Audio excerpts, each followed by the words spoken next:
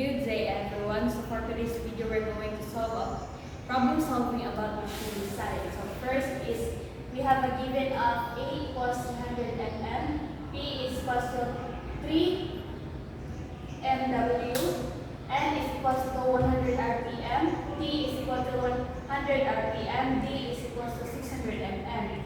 Ang required is induce. So ang solution is we have a formula of T equals 6,300 times P over 2 pi N equals i-plug in nato ang given. So we have 6,300 times 3 over 2 pi times 100. So i-calculate nato siya sa makakuha delta of 286,478.9 Newton meter. Next is ang pagkuha sa induce. So ang induce equals natin formula nga 2t equal I over pi d squared t. So ipagin na nato ang nasa given. So we have 2 times 286,478.9 over pi times 600 squared times 100. So i-calculate nato siya, makakuha dahil tao induce nga 5.07 MPa.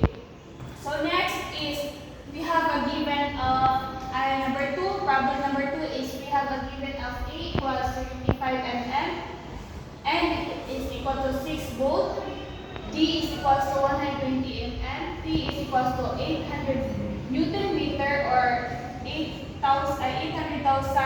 Newton meter, T is equals to 26 MPa.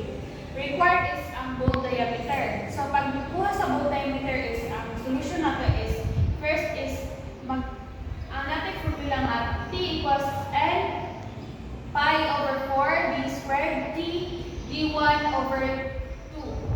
So ang paitahan nato ay D. So ang diameter ay bolt diameter, so D.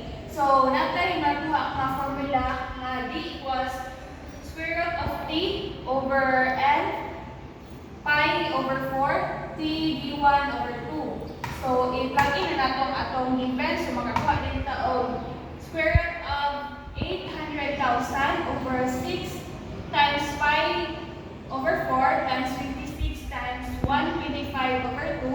Pag i-calculate natin siya, makakuha din taong D equals 6.96 mm.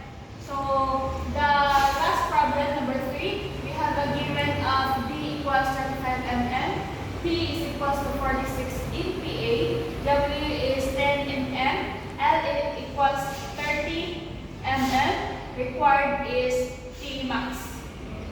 So pagkuha sa T max, natay solution nga first is natay formula nga T equals LWT times D over 2. So i-plug in na ang nasa itong given. So we have 30 times 10 times 46 times 35 over 2. So makakuha dahil taong P max na ito nga 241,500